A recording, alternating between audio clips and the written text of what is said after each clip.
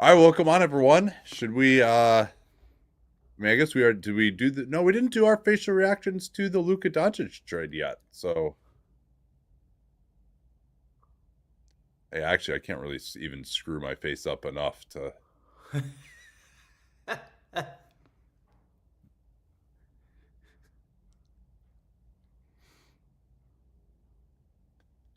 Oh man. Wow. Okay. Yeah. Yeah. Now, we. All right, let's do a podcast. Let's do it. Welcome on to our Hollinger and Duncan post-trade deadline extravaganza. We have much to discuss here. We'll talk biggest winners, biggest losers, players who are most going to benefit and be hurt, our favorite moves, least favorite moves, non-Doncic division, and because we did record on Doncic and a fair amount on Fox, so I do want to talk a little bit more about Fox too, and a bunch of other interesting questions to take stock of what occurred this crazy, crazy trade deadline. So I don't know. You want to just give me some like general thoughts on what happened and the market and some just like observations on just how things went and trends, that kind of thing. Well, for all the talk about how the aprons and stuff would be barriers to trading, I think teams figured out how to deal with it for the most part. And so we saw about the same amount of activity. We did see what was interesting. I thought the first apron became a factor in a couple of cases where teams didn't go all the way under the tax, but made sure to get themselves enough below the first apron that they could play in the buyout market. We saw Golden State do that. We saw Miami do that. So I thought that was an interesting wrinkle. Yeah. And I'll say this too. While I was one of those people who said, no, this whole apron thing's overblown. In the words of Dr. Ian Malcolm from Jurassic Park, life finds a way. But but the second apron teams were totally screwed by it, right? Like Jimmy Butler would probably be on the Phoenix Suns right now if it weren't for the second apron. They could have just aggregated 100%. some other guys together, and it could have been him along with the other quote unquote big three that they have. And so I think there were, in addition to the fact that teams just weren't in the second apron this year and felt like they needed to get out, Boston maybe could have done something, but in the biggest expendable salary they had was a $4 million guy. And so exactly. There really wasn't anyone that they could go get. And so, yeah, those second apron teams, like they were really hurt. Like Phoenix was prevented from doing a lot of stuff. But anyone who is below the second apron, I think it wasn't a massive impediment. You just had to pay a little bit more of a tax to some of these third teams. Yeah, and I think the other interesting thing we saw was how much the mid-level exception was used as a trade exception at the deadline. And I'm wondering if that's going to have a chilling effect in free agency next year on some of these guys who in the middle class who otherwise would get the MLE. And I wonder longer term if that's going to be something the Players Association negotiates out of the next collective bargaining agreement for that exact reason. The MLE is now a salary dumping ground more than it is a way to sign good players for your team, it seems like. All right, then. Let's get in talking about some of this stuff. And John Hollinger's biggest winner of trade season is? Oh, it has to be the Lakers. I mean, yeah. To not just the fact that they got Luka, but they got him. I mean, they'll have him on a actually better contract than the one he would have signed in Dallas because he's not Supermax eligible anymore. They get out from what might have been not great at the end of the Davis extension, additionally. And now they are players in the 26 free agent market, which I think when you're LA, that has more teeth than when you're some other places. And the only downside to LA is that they can't trade ahead of that free agency. In other words, they don't have the leverage of like someone like AD says, I'm going to leave for LA in free agency unless you trade me there right now. Because LA has nothing to trade. So they have to go all the way to free agency. Whereas a couple of these other teams that are set up for 26 also have draft assets, so they can kind of get ahead of it and do the trade in lieu of doing the free agency, so to speak, which I think is the more common way for players to change teams now. So that's probably the one drawback to that setup. They cashed out their assets right away on the Mark Williams deal. We'll see how that goes. There are differing opinions out there, let's say, on that. But I mean, just to get Luka out of the blue like this when their future teams seem totally screwed, basically, is unbelievable. They certainly just found a way to make themselves relevant for the next 6 or 7 years, we assume, unless these Luka concerns come to pass. And there is a kind of Schrodinger's cat aspect to this where you can't measure what he would have been in Dallas and what they're trading away, because now that you have actually peeled back the curtain on these issues and he's going to be motivated being in LA, in theory, maybe he'll play a lot better. And in Dallas, it's like, well, he didn't do all this stuff for us, but I find that to be rather specious reasoning. But they, it is kind of interesting. I mean, you still have some of these other monster teams in the West, and the Lakers, like, it's important for them to be relevant and have stars. And yeah, they do want to get someone else to go there. But man, I mean, to be completely denuded through 2031 of any kind of assets. They also had to give up Max Christie and Dalton Connect in this series of deals, who are some of the other young guys that maybe could have grown in to something. I mean, is it possible that their best chance is actually like this year and next year while they still have LeBron? Because, and I mean, I guess maybe you have to get another star in 26 or 27 is the way you build it. Yeah, you have to think that you're going to get another star, because otherwise, I mean, LeBron's actually playing great right now. I mean, we'll see how long that holds up, but you at least have that, and they have a little bit more of a coherent starting lineup, I guess. We'll see. Again, Mark Williams, both his health and his defense, I think, are the question marks that are going to kind of determine how much ceiling this Laker team has. Is that the guy you would have fired these bullets on? No. The one thing is they did it on a guy who was still on his rookie contract, and I think that was important. So I get that part. I get that logic. And there's only so many guys who are actually even available. I mean, I presume when they made the trade, they asked about Gafford. I hope so, right? Like that would have been like, what if they had put these other assets into the deal and gotten Gafford instead of Kleba? I mean, that would be the road not taken, right? I'm guessing maybe. Dallas might have been reluctant to do that. No, I mean, Dallas's whole thing was that they wanted to play AD at the 4 and make him happy again. There do seem to be like a few indications that AD was like kind of pissed off that he still had to play the 5. It's like, dude, they would have loved to play you at the 4 if like centers are a lot easier to acquire than like good 3-and-D wings that have to play next to you when you play the 5. But you can't shoot. But if everyone would have loved it if you could just shoot well enough to play the 4, then you could have been this defensive monster who could have closed at the 5. But you can't do it. That's the problem. Exactly. Like you are the problem with that.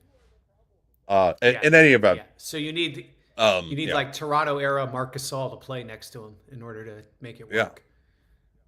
Yeah, and obviously those sorts of guys are very difficult to find. Well, so why not? Why not Mark Williams? I mean, he is on a rookie contract. He is someone that at least can grow with Luka in theory. And, he's the exact kind of lob threat that everything was built around in Dallas. So what's the problem? How much are you really in win now mode this year once you got Luka? Versus, well, they would say that this is perfectly threading the needle between getting someone good now and for the future. Man, I get why they did it. We'll see how it works out. It's a really interesting gamble. I'm not sure I would have done it. I just think there might have been better opportunities coming down the line to get, especially when you get into next year and you have these guys like Vincent and Hachimura who are expiring. So like, I don't know. I just think there was going to be a much more impactful opportunity around the corner if they had been able to hold their fire a little bit. My thing was, if they'd done this for Walker Kessler, I would have been on board. To me, it's more about I just don't like the player's defense. That's the biggest thing to me. Like, I think offensively, he will be pretty much what they're looking for. I think the idea of him is like this absolute like sky high lob threat. I don't know about that. That's the thing. He's not like a bouncy lob threat, but he's so long. But Luka likes to throw sort of the soft high one, kind of the way the Chris Paul to Tyson Chandler special. And that's probably not the best kind of rim run for Mark Williams. So we'll see how that works. Yeah, he's someone where I think he can get up and really crush it, but he's got to load up. Like, he's not like that quick twitch, I would say, off the ground, at least from what I've seen. Now, he is coming back from the injury. He could get better there. But more the rim protection numbers, and also watching him even more so. And people said, oh, he was better in college. He was better his first year. But I don't think he really moves his feet well enough to defend much on the perimeter at all. And then I just have seen way too many times this year where guys just score on him when he's right there. They just don't feel him, like James Wiseman style. And I'm not going to say that can't improve. Largely, my experience has been that it doesn't. I think your positioning can improve. Your recognition can improve. How hard you play can improve. But I'm talking about when he's even there, like guys were not feeling him to the way that you would think with that crazy wingspan and standing reach. The thing I worry about with the Lakers with this deal is that they gave up those assets for a guy who's not going to play fourth quarters for them. Right? That he's going to end up being he'll play fourth quarters. Who else? They don't have anyone else. Who else is it going to be? It has to be him. Wow. Someone you would prefer did not play fourth quarters? How about that? you would pull him off the floor if you had literally any other option. I'm interested to see if they end up doing like having to play like Rui at 5 or something at the end of games. Yeah. I mean, for this deal to work, I would say Mark Williams would have to become a top 5 rim protector in the league. That's asking a lot based on what we've seen from him so far. There's a lot of great rim protectors because you need to get someone who's going to clean up everything else, right? I mean, you got Austin Reeves, you got Luka. They have no perimeter defense at all now. They sent out Christie in the trade, and I mean, Dorian Finney-Smith and Vincent. Yeah, Dorian Finney-Smith and Vincent are your two guys who can guard anybody on the perimeter at this point. And so, I mean, they maybe can get another significant player or two in just by, exceptions or whatever. But yeah, it's going to, I like you, I would have wanted, I mean, and maybe they just felt like, hey, we have LeBron right now. We don't have anything else out there that we could, there's no other, like Rob was like, there isn't a championship center who's available. What would it have taken to get, could they have traded like Rui for Clint Capella? Something along those lines, right? To just get a guy who would be at least passable this year. Like I think Clint Capella would be better defensively than Mark Williams the rest of this year. Clint's a free agent, or they would have had to. They could have extended him probably for something pretty minimal the next couple of years just to keep something around. Yeah. But like that sort of a move, because I just would have wanted to get an idea of what this group is and how close you are, and that's kind of the downside of doing these deals at the deadline in some respects. But because when you get into that second deal, you're flying a little blind, right? Because you don't know what your team looks like with Luka yet, and you're making trades off the assumption of what that's going to be. That's where I think it gets hard when you're doing like these kind of second order deals. Yeah. Now this is a high upside move. Maybe Mark Williams could evolve into, being like the 10th best center in basketball, and then it's probably worth it. But he would have to get so much better defensively. And just for a guy who's never been in a remotely serious basketball situation coming into this right now, that's just a lot of pressure on him. Are you saying Duke? Are you saying Duke is an unserious basketball situation? Because I can happily agree with you on that. Okay, yeah. But that was an absolutely fascinating. I thought it was also quite noteworthy that Rob said that Charlotte actually came to him with this idea. That's interesting. So, yeah. Again, there's a little bit of like, what do these teams know that you don't know, right? When when two different teams came to him with these deals, it's like, okay. Yeah, and we haven't even talked about the injury situation yet for Mark Williams either. And, obviously, yeah. You just got to keep on the floor. He's had back and foot issues. That's not a red flag. Yeah. But I will say, like, good job by Charlotte sort of not listing what any of these injuries were, so they didn't seem so bad, so someone else who would take him.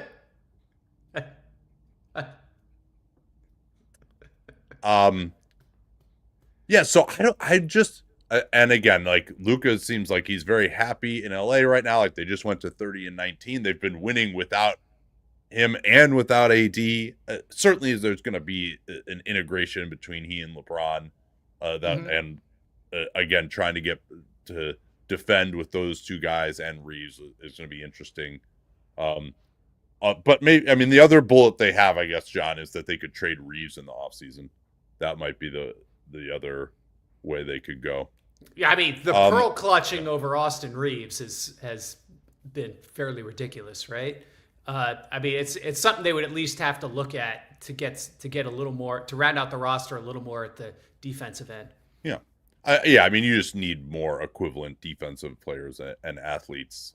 But yeah, as I look at it right now, and the Lakers can figure it out, and 2026 free agency might be a panacea. But as I stand here right now, I'm like, man, how are they going to build a true championship contender around Luka? And everything's kumbaya right now. He's happy to be in LA when he's traded. Like, we'll see. He may just sign the extension. He might also eventually want out if they're not playing well. I just don't know.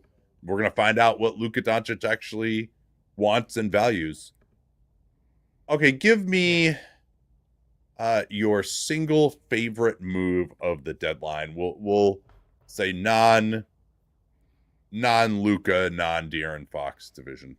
All right, can I go with the deep cut? Yeah. Sacramento trading for Jake LaRavia. I thought that was pretty shrewd. That is a deep cut. Yeah. Trade a second round pick and two, minimum guys who weren't giving him anything. So pretty minimal cost to get sort of the exact type of size and skill profile that has been missing on their roster all year. I think LaRavia could potentially play a big role for them. They're capped on what they can pay him in the offseason, so that'll get a little tricky, limited to the $5.1 million. But I do think if they do a 1+1 with him, they'll be able to get out of Dodge with that, most likely, unless he goes completely bananas. But then it's like you won the trade so much this year that, okay, you can deal a little more with losing him over a second-round pick. So I just thought that was a really good move for Sac. We'll see what they look like with this reconstituted roster. 2 seconds for Valanciunas I wasn't as crazy about, just because paying him $10 million to be a backup 5 next year I think is a little rich. Yeah, I think they did need some matching salary too, though, for next year. I agree with you, it's a little rich, but I wasn't that, like, I kind of went through it. It's like they needed a backup center. He's a little, like, people might want to say he's overqualified in that role just because Sabonis never misses time and he plays 35 minutes a game. Mm-hmm. But I think just to give you something in that role, and then to also, like, be an expiring contract for next year that they could move. Like, they just didn't really have it because they took him just into a trade exception. And so that enables, in terms of salary match, they're going to have a $16 million exception from Herter. and DeRozan to me was their big expiring contract next year. He has that slight partial on the year after that. But to me, if they were going to do something big, it would be most likely to involve him. But I do like the idea of 48 minutes of Lithuania just beating on your head. Well, yeah, I don't think opposing centers like that too much. Yeah. Yeah, no, that's a good one. Even if it is a deep cut, that's kind of the song at the end of the album when they just got really high and started like groaning for 8.5 minutes. But yeah, no, that was shout out bad. Pearl Jam. I'm gonna actually say Charlotte moving Mark Williams was mine that I liked a lot. I mean, that's the anti Chicago Bulls move, where they made an evaluation like, all right, we're just so far away. This guy's probably going to be a role player. We can get a lot for him. We're trying to build something sustainable here. And you know what? We don't care if we're going to be bad next year. And would be up for the extension in the summer. And then the next question from Charlotte doing this is LaMelo Ball, right? Like yeah. I said that too. What's the plan with him? Do they want to completely nuke this and start over totally? Or do they see LaMelo as the centerpiece of whatever they're doing next? And there are fair answers both ways, I think, on that. It's still to be determined, right? And that to me is the most interesting question facing the franchise. Yep, and I think I would absolutely look at something like that and just, I thought maybe San Antonio could make sense there before the Fox thing. I'm just not sure, like, who's going to give up the farm for LaMelo is my question. And like the Magic kind of lurk out there as someone it'd be a great fit, but like hit LaMelo, Paolo and Franz all needing to get paid probably doesn't work within their finances. And so I'm just not sure where, who might be pretty interested in him is the place that just extended his brother. Yeah, that's a good one. Maybe the Bulls would be traded for each other. Like Mark and Pat? No, I think that they would just like put those guys together, put butts in the seats. Now, the one thing I said about LaMelo, though, is if Charlotte's plan is to continue to suck until they really get sustainable young players on the roster, LaMelo provides them with some great cover for that. And maybe that would be, if they move him also, that would be their Sam Hinkie moment. Right. Where it would just be too much of a role. So like LaMelo is not going to win you enough games. And if he does, then it's one of those good problems. But I don't think there's like a Godfather offer out there for him. Yeah. And so he can just make you exciting and help you win at least a few games, give people a reason to go to the arena. And oh, by the way, we'll get the 4th pick again this year. And the other element of it is the background you hear on him is he's fine being in Charlotte. Like he's not, like if he was pushing for the exits or something, that would be a different scenario too. But that nothing of the sort is happening from everything I've heard. A couple of comments here we can hit on from AC. He says, we aren't giving enough credence to this year and next year being the best chance for the Luka era Lakers to win a championship because this version of LeBron is still top 10 in the NBA. They likely won't get another second star as good as that during Luka's time there. I would say 100% true for any other franchise. I just, the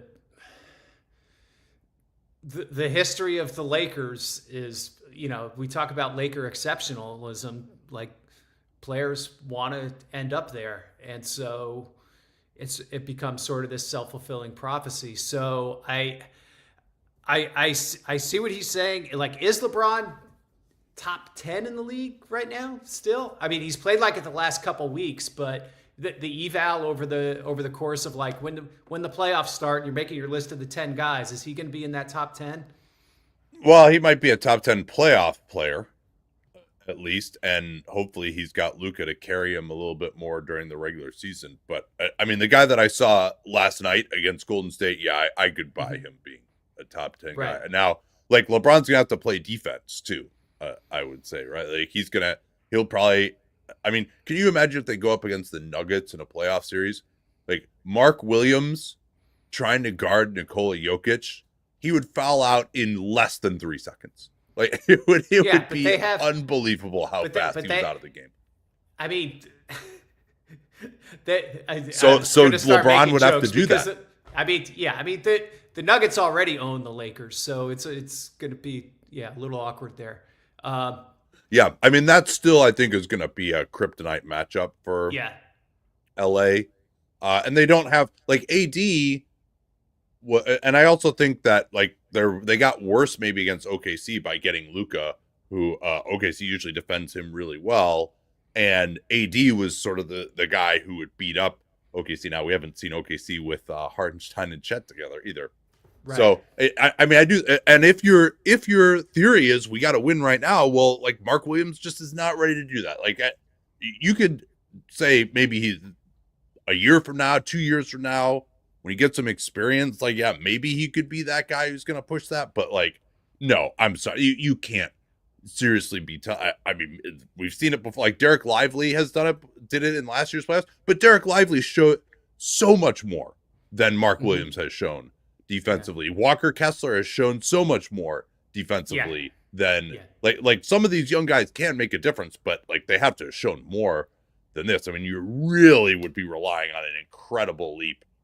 And again, he has the physical tools. It wouldn't totally shock me, but I wouldn't be making that bet, like I said.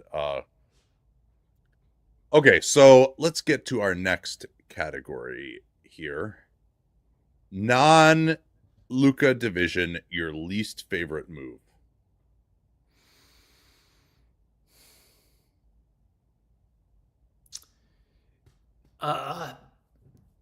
Okay, so Atlanta, I liked the Hunter trade, did not like the Bogey for Man trade. I just thought they took on what too much the future. Fuck was that? Whenever that. Like well, and whenever the reporters have to highlight like Law Murray in all caps Clippers received. That was the part. Okay, thank you. Second round pick. I was like, okay. I double checked it 3 times to make sure we didn't have it written down wrong. I was like, okay, they got 3 seconds though, and then I was like, oh, wait a minute, no.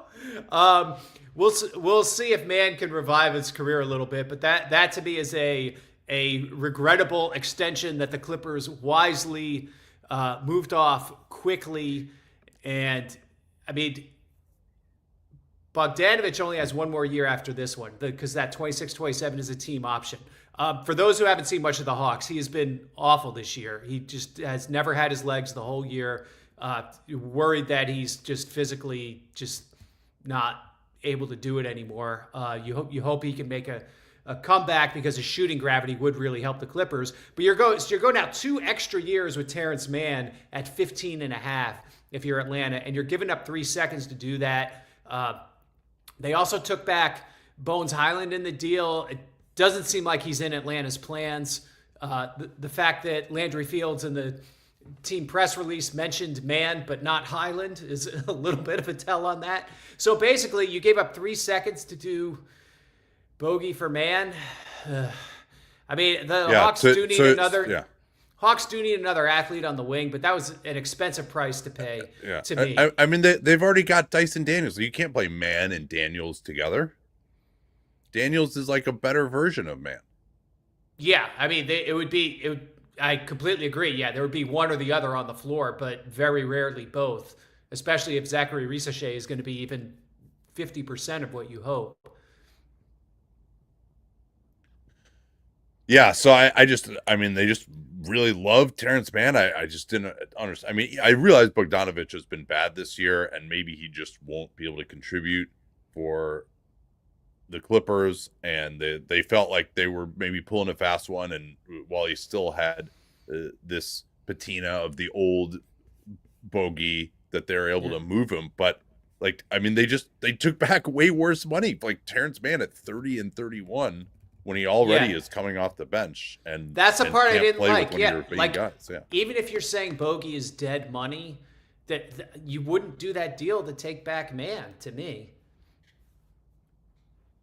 Yeah, and that's especially giving up the seconds to do that. I mean, and you said it was a regrettable extension for the Clippers. Apparently not. They got value for him.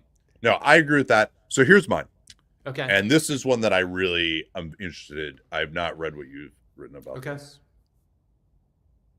I thought that the Memphis Grizzlies moving Marcus Smart and giving up a late first to do that for expiring money, so presumably they can renegotiate and extend Jaren Jackson this offseason, was cowardly. I thought that they, I mean, number one, he could just make all NBA and you can extend him that way. Number two, if nothing else materialized, you could have figured out some other way to make that room in the summer. But they have a massive hole on the wing with their wing defense. Like, this is a massive bet on Vince Williams Jr., who has showed something on a tanking team last year, but like, I can't get past how at the end of every game they have to double team the opposing team. So like, Jalen Wallace has been a nice story, like guarding smaller players, but anyone with size can go right through him. So like, there's this Clippers game that they lost at home where they're double teaming 35-year-old James Harden 50 feet from the basket and just giving up layups and wide open threes on every possession because they couldn't even like trust someone to guard James Harden in an isolation. And to give up the pick to do that instead of trying to get in another player that actually would have mattered in their wing rotation, I think like they're going back to because they got burned obviously trying to acquire Smart in that role, and that was a disaster of a trade. Yeah. But and if they'd even like paid up a little bit more for like Finney Smith and not maybe given, because remember this pick was on the table. If they were demanding a second back from Brooklyn, they probably could have beat the Lakers package if they had just not done that. Like just to get one more guy in there that you feel like semi-competent can guard someone in an isolation on the other team, I think was paramount. And instead, they just give up a pick to do this. And they're sort of like, well, we've got Jalen Wells. He could be pretty good someday. And we got all these young guys. It's like they want to like stay conservative and like just keep this era going and together. And it's like, dude, like Ja Morant could explode at any time. And you're the 2 seed or maybe the 3 seed in the West. Like, you need to win a playoff series, or like you could get to the NBA Finals if OKC has an injury. Like, what are you doing? So I don't know. You seem to think I was being too harsh there. I knowing a little bit more about Memphis's logic on this one, I think their attitude on this deadline was kind of go big or go back. In other words, like they put in calls on KD. They had some conversations about Jimmy Butler. But if they couldn't get that caliber of player, they weren't just going to get kind of another guy because they felt like they had enough guys already. Their big concern with Marcus Smart was that they didn't think he was going to play and that was going to be a problem. Oh yeah, I completely understand getting rid of him. Like I if that's their evaluation that he wasn't good enough, which I agree, or that he was too injured. So you're saying even if he had gotten healthy, he just wouldn't have been in the rotation. And I think there was a concern about that. Either he wouldn't have played or wouldn't have played as much as he wanted, and they would have ended up with a problem, and that they wouldn't have been able to do even this deal in the summer. Which maybe I'm a little skeptical on the second part of that, but that was logic. And then obviously it protects their flank a little on the Jaren front. If he's probably going to make all NBA and this won't matter. But they got themselves flexibility below the tax line either way. They're definitely going to re-sign Santi Aldama, I think. I think they'll probably bring back Kennard, and then they, takes the tax out of play and whatnot. Like there are advantages to this besides that. Whether that was worth jumping back 20 spots, 25 spots in the draft, I think is open to interpretation. But do you disagree with me that they have a massive hole there? I think it's an issue. Yeah, defending 1, 2, 3 against elite guys. Like I don't think Vince Williams is quite that guy, and I don't know if he's going to be on the floor at the end of games. And then is Bane that guy? Is Wells that guy? Yeah, that's where it gets tough for them. They've been looking for that kind of guy, but I think they didn't think Smart was that guy anymore either. So like, no, I kind of agree with them. Although I would have I mean, yeah, maybe it would have just been too much of an issue if he wasn't going to play, and like his shooting was bad enough that I can understand that. Like he didn't fit in with this new way that they want to spread the floor and drive to the basket all the time, because you just don't want Marcus Smart driving to the basket. Yeah. And he wasn't spreading the floor that well. But it also would have been nice to be able to throw him on someone in a playoff series and be like, yeah, this guy isn't going to just get cooked one-on-one at the point of attack immediately.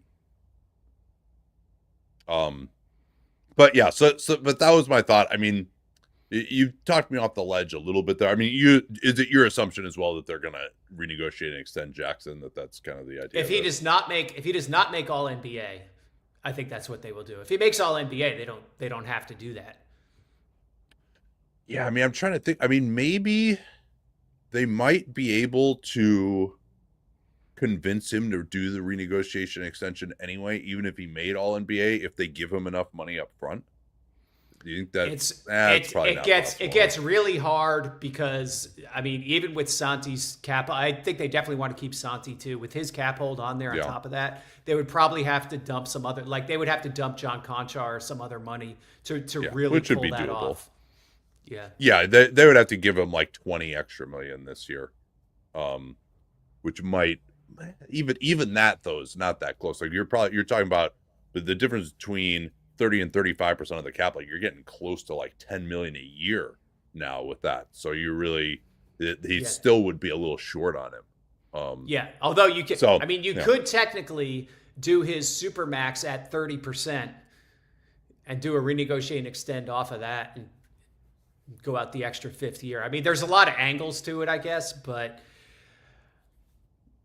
yeah, I mean, we haven't really seen anyone other than Rudy Gobert take less than the supermax if he qualified. But I mean, I would have also just held on to the pick, waited until the summer. Maybe you get something out of Smart this year, and then if he doesn't make All NBA, then you can have that decision in the summer. Now, I guess it does. Maybe you could say this opens up, like, you know, if they wanted to use the mid-level or something, they could do that.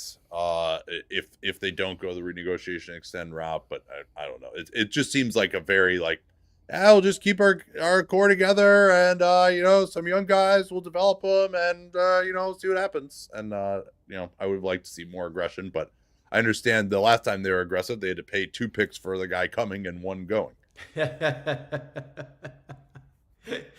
Yeah, the two big Memphis has hit on like so many of the small things, and then the 2 big swings have been Justice Winslow and Marcus Smart, which both haven't really worked out. So that's right. Yeah, I forgot about Justice Winslow. Jesus. So, all right, here's the next question for you, and it's one that hasn't even come up all that much. What team helped themselves the most for this year? Whoa, we're doing that. We're not looking at like 2 and 3 years out. I like what Cleveland did. DeAndre has been really good in Atlanta, just as a knockdown shooter, one-on-one scorer. I think he's a level higher as a bench player than the guys that they were using at the forward spots.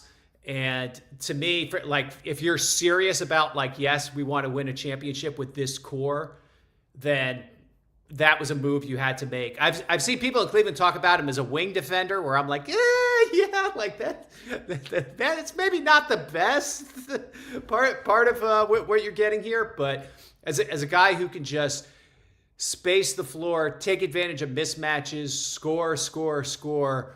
I think Hunter's really going to help them.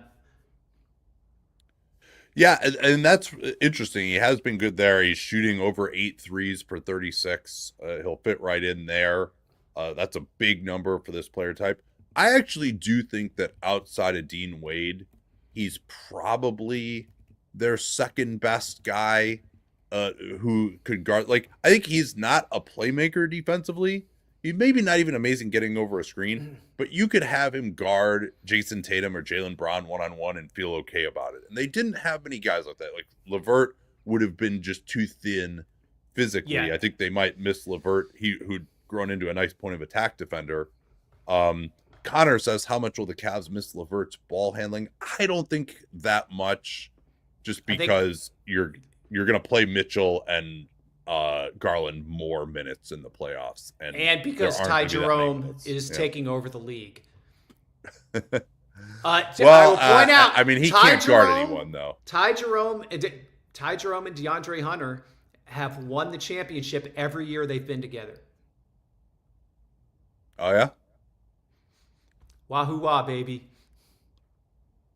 Okay, so they were not on the same team that lost as the number 1 seed to the 16 seed.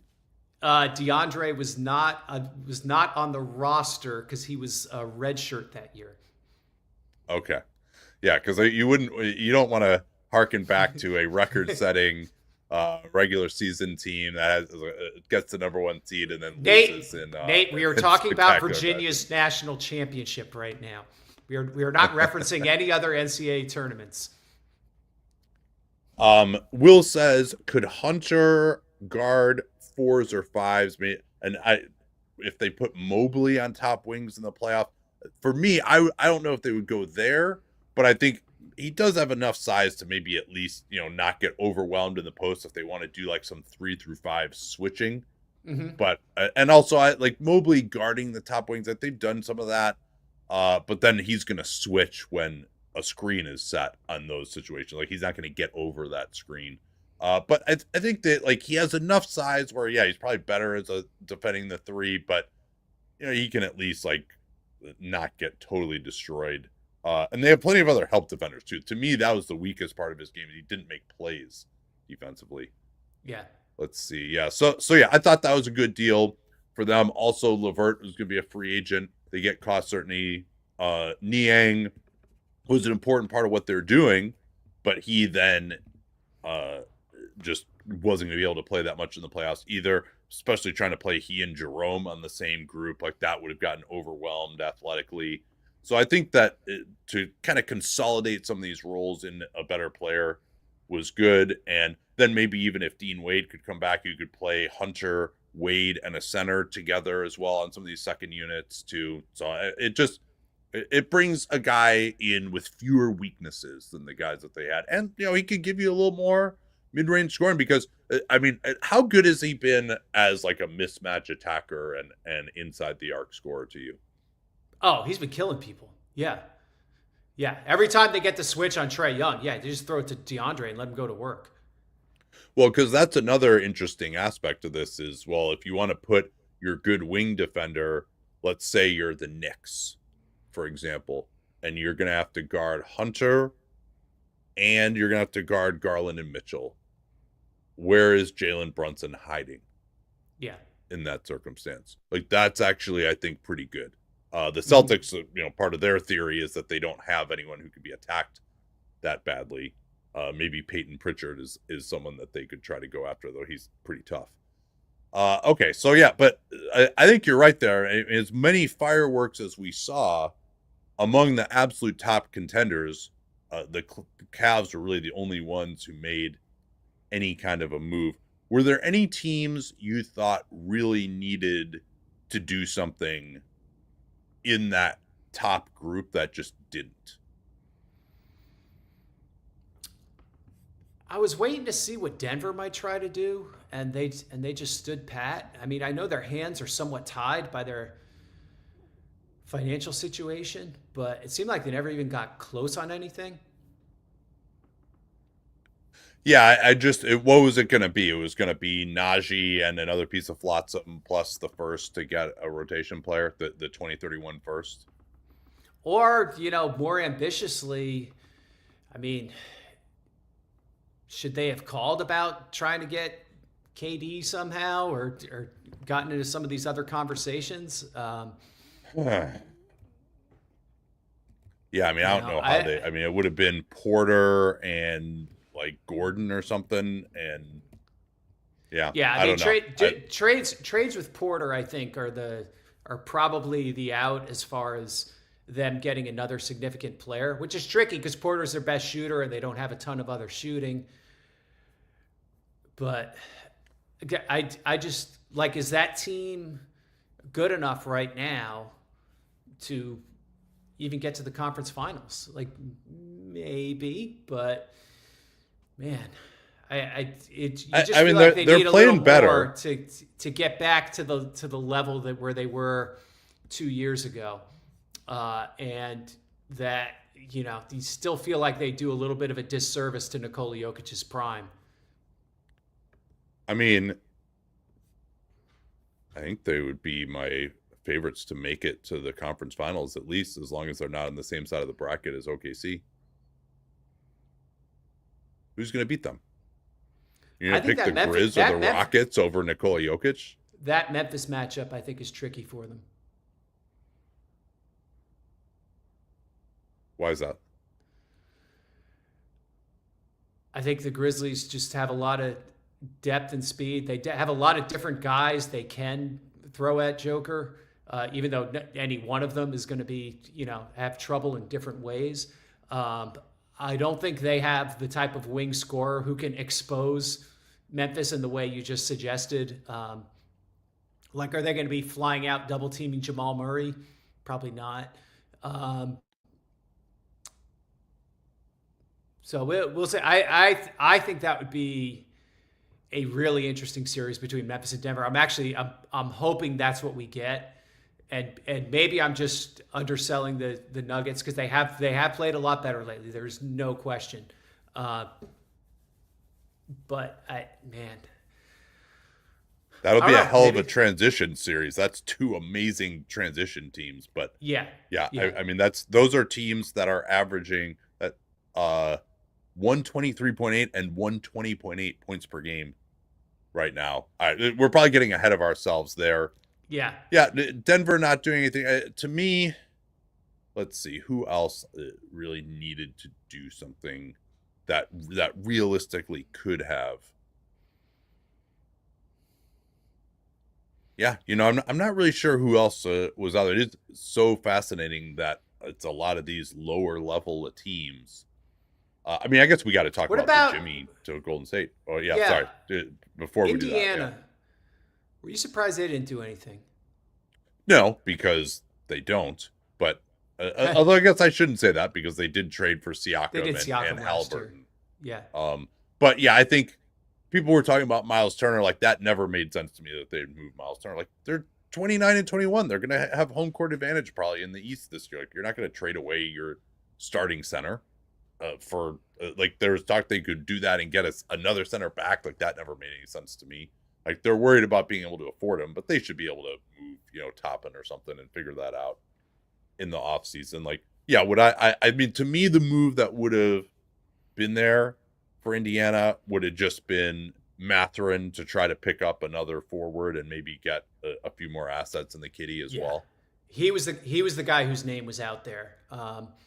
And at the end of the day, I think a lot of this was sort of fishing expedition stuff, and there just wasn't there wasn't a Mark Williams type deal out there for Indiana for their guys, so they packed up and went home.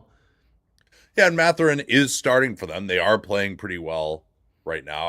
I do have some concerns about his ability to fit in there long term and in their salary structure on an extension. And but yeah, maybe there just wasn't a team that valued him that much. I wouldn't value him that much, honestly. Yeah. But if there was such a team, they should have sold on him now to get. But it's a tough needle to thread to get a player back who would have helped you, and then also maybe pick up an asset as well. I mean, there's still a lot of anchoring, I'm sure, because they took him number 6, even though Nembhard has kind of surpassed him. But he's playing next to Nembhard. Maybe they just think he's going to be their 3. I think he's too small for that. Let's talk Butler to Golden State. We haven't hit on that at all yet.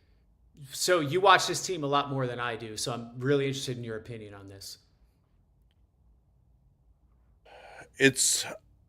I called it in my initial reaction a desperate swing, in the sense that I just think it has very little chance of working, but they're already down 0-2 in the count anyway. And so, like, I do think that losing Wiggins, like, he might have even been the best asset in the trade to me, particularly when you consider the extension that they felt they had to give Jimmy. Good job being crazy, by the way. I recommend that if you're talented, just be crazy and develop this reputation that you'll never play for someone. You'll be a huge distraction if you don't get paid, and then you'll just get paid. That seems to be what happens actually with like James Harden and Kyrie Irving and most of all Jimmy. But yeah, I mean, like if they could have balanced the roster out a little bit more, I think it would be better. If they could have made, and maybe this just wasn't tenable politically, if they could have just made Draymond Green the guy that they traded, I don't think Miami would have been interested in that, or they would have had to give up more. But the fit between Draymond, Kuminga is still here, by the way. Jimmy Butler, Kuminga and Jimmy Butler is actually, their games actually have a lot of similarities to them. Obviously, Jimmy is a far smarter player.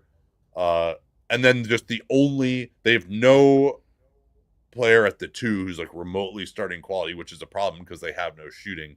So there's just a ton of pressure on Steph, and maybe they could get some alchemy in the playoffs, and they're experienced enough. These guys could ramp up their effort level. They could maybe cause problems for a Memphis or a Houston who's inexperienced.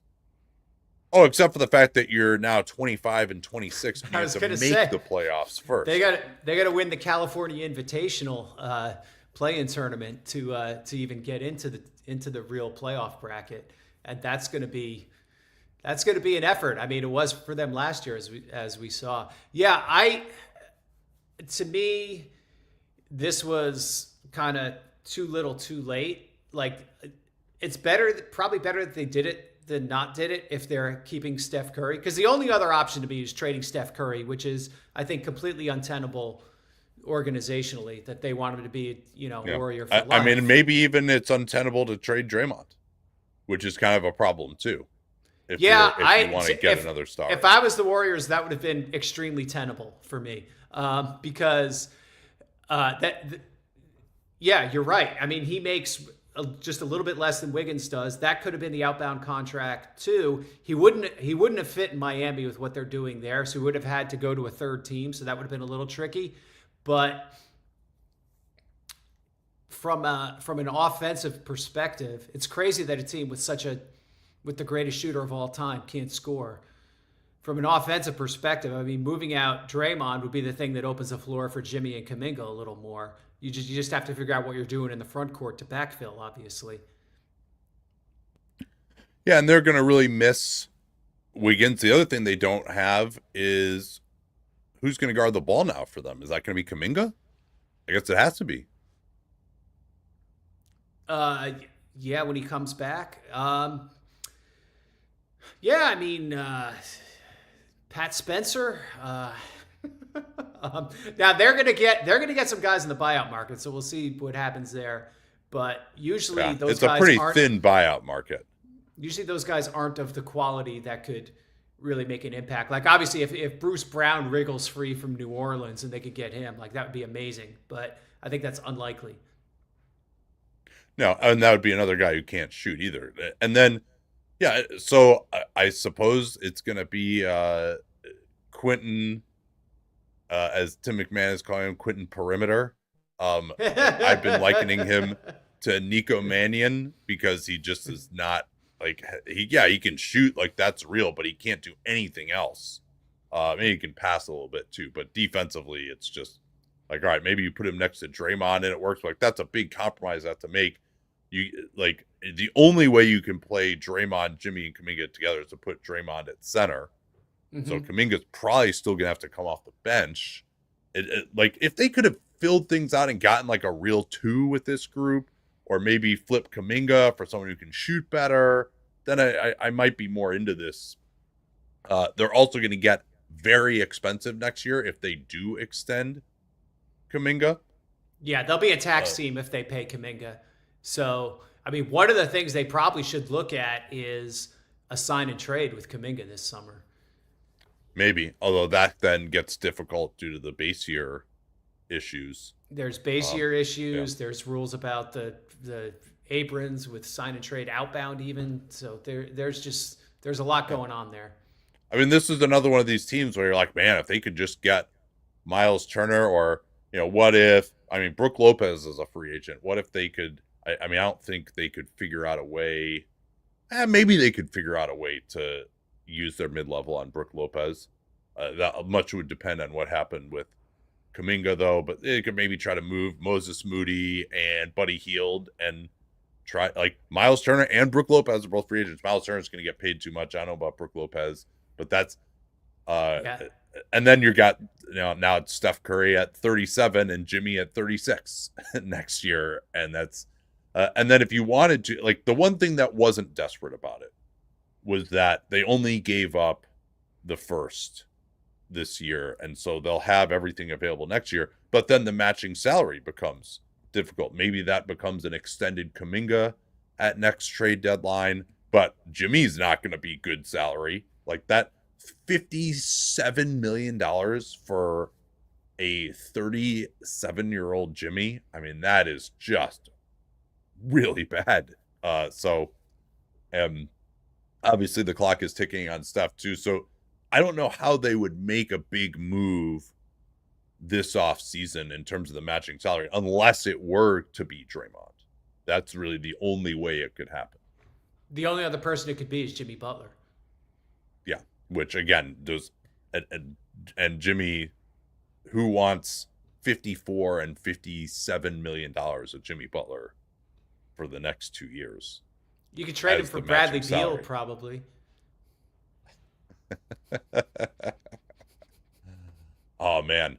Well, let's talk about that actually. Do you think that the events of this past 2 weeks shows that the Phoenix Suns have gotten, like, do they realize that it's over now? That it's just not going to work? Are they going to try to cut their losses here in some fashion?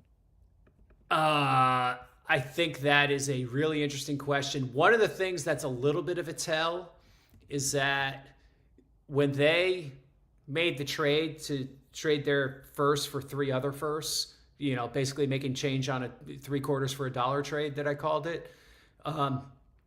Those weren't the picks they used to move off of Nurkic. Instead, they moved their swapped 2026 pick. Why does that matter? Because now they only have 2 tradable other picks instead of, or I'm sorry, 1 other tradable pick instead of 2, which tells me that they may be rethinking the whole idea of shooting all these draft picks into the sun. The tell is going to be, I think, if they make moves in this offseason to get below the second apron so that pick starts to unfreeze. If they can thaw out their 2032 pick that is now going to be frozen after this year, decline the option on Micic, maybe do some other small ball, maybe look again at a Durant trade. He'll have 1 year left on his deal. So that to me is the tell. And then what's Devin Booker's situation? It was really interesting. I was at the game in Portland where he became the franchise's all-time leading scorer. Talked about how much he loves being in the Valley and being involved in the community and everything. And is he going to try to push his way out if he sees the writing on the wall there, or are they going to do enough to convince him that there's like a second act in Phoenix once they kind of build the team back up? Yeah, I don't know how they would accomplish that. I guess it would. I mean, they'll be, in theory, trying to trade KD for some younger guys who could be part of the next group, but KD may also want out himself. I guess it seems like if they're considering KD, that didn't make a ton of sense to me to do that right now. I mean, I guess if they're going to get Jimmy in and a bunch of assets and like a Warriors deal, but KD didn't want to go there, which was not surprising to me because you would have thought if he wanted to be in Golden State, he would have stayed there after 2 championships and a finals appearance all in a row when they were actually good. So why would he want to go back there when they're not any good? But that's I mean, it seems like they're going to play it out here. Maybe they can catch lightning in a bottle and something will work, and Booker in particular can start to play better, and that will help them some. But surely you have to say, when they traded that 2031 unprotected first, you felt like they had to have something that was worth that, and dumping Yusuf Nurkic is not exactly what I had in mind. Yeah, exactly. The fact, I mean, Cody Martin will help them with their wing or whatever, but That was he's a ninth man. He can't shoot. That was basically a straight salary dump, and yeah. So to have that be your outcome from trading that 2031 first, I think is a real tell on the state of the Phoenix Suns. Well, and it's also a tell that they just have no fucking plan. Like if you had come to the decision that, all right, I guess this isn't gonna really work. Yeah, you're not gonna trade away your unprotected 2031 pick for right now. They clearly thought that they were going to be able to get something done, and then they just couldn't, which is like, how do you make that deal with? I mean, we talked about this a while ago. Like, how do you make that deal? I thought for sure they had something else lined up. That was the only thing that made sense to me. You don't. Like, did the facts not come through from the league where like did it get cut off at the bottom on Bradley Beal's contract where you couldn't see the no trade clause? I mean, you would imagine maybe Mark Bartelstein told his son about that little tidbit.